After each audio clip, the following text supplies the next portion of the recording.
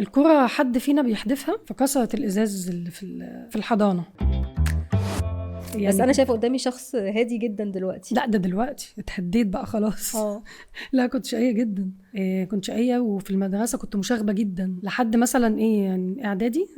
بعد كده بقى ثانوي وكده خلاص بنذاكر بقى وقاعدين. احكي لنا مع الشقاوه دي كلها بقى موقف حصل لك في المدرسه فصلتي عملتي مشكله.